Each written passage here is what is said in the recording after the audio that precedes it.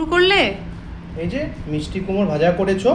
তুমি অনেকদিন থেকেই বলছিলে আমাকে। হ্যাঁ, অফিসে তাড়াহুড়ার জন্য তুমি করতে পারছিলে না। হ্যাঁ, না আমি ভেবেই রেখেছিলাম সোমবারে করব নিরামিষের আর দিন। এটা ও ফুলকপির বড়া একদম গরম গরম। খুব ক্রাঞ্চি হয়েছে। আর সালাড করেছি।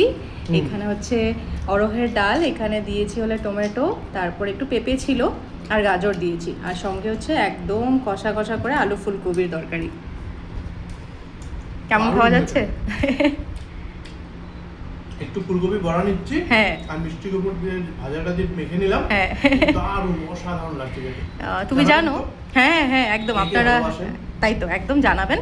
আর তুমি জানো কিছুদিন থেকে আমি একটু সালাডের রেসিপিটার কমেন্ট পাচ্ছি, মানে আমার ভিউয়ার্সরা জিজ্ঞেস করছে। তাই? হ্যাঁ, তো আজকে আমি অবশ্যই বলে দেবো, আপনারা ভিডিওটা কিন্তু শেষ পর্যন্ত থাকবেন, আমাদের সঙ্গে দেখবেন। আমি শেষে বলে দিচ্ছি আমি সালাডটা কি করে বানিয়ে থাকি, তাই না? সবাই সাথে থাকবেন। হ্যাঁ ঠিক আছে, তুমি শুরু করো তাহলে। হ্যাঁ হ্যাঁ, তোমারটা নিয়ে আসো। হ্যাঁ, তাড়াতাড়ি। নিয়ে আসছি, হ্যাঁ। নিয়ে একসাথে।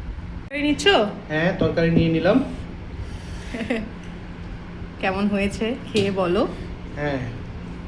এখানে ফুলকপি আছে তো বাটিতে, নিতে পারবে তুমি? হ্যাঁ, নেবো, অল্প করে নিলাম আগে। হ্যাঁ, খেয়ে বলো।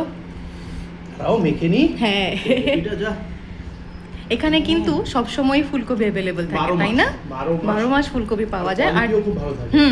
ভালো থাকে। এরকম না যে 12 মাস পাওয়া যায় বলে স্বাদটা কিছু কম হয়ে যায়। না, দারুণ লাগে। অফ সিজনেও ফুলকপিটা খেতে বেশ ভালোই লাগে। দারুণ লাগে, বললাম তো।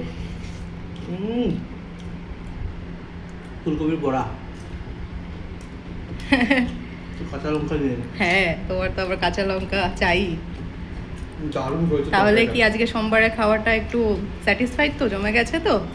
প্রত্যেক সোমবারে আমি ভালোই খাচ্ছি। সালাডটা বানানোর জন্য প্রথমে একটু টক দই ফেটিয়ে নিতে হবে, আর পেঁয়াজ, কাঁচা লঙ্কা আর সঙ্গে শসাটাকে একটু ছোট ছোট করে কেটে নিতে হবে, আর গাজর আর বিটরুটটাকে গ্রেট করে নেবেন। এরপর সব কিছু মিক্স করে দইটার সঙ্গে ওখানে একটু বিট নুন আর চাট মশলা দেবেন। যদি এই বিট নুন চাট মশলা নাই থাকে আপনারা স্কিপ করতে পারেন, নুন দিয়ে দিবেন। আর একটা তড়কা ফ্রাই প্যানের মধ্যে একটু সর্ষে তেল দিয়ে, তেলটা গরম হয়ে গেলেই কিছুটা কারি পাতা আর কিছুটা কালো সর্ষে দিয়ে যখনই গরম হয়ে যাবে ওই তরকাটাকেই সালাডের উপরে দিয়ে দিতে হবে। একদম সিম্পল রেসিপি, কিন্তু খেতে দুর্দান্ত হয়।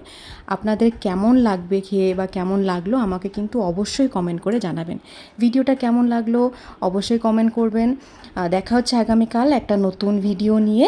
আজ তাহলে আসি, বাই।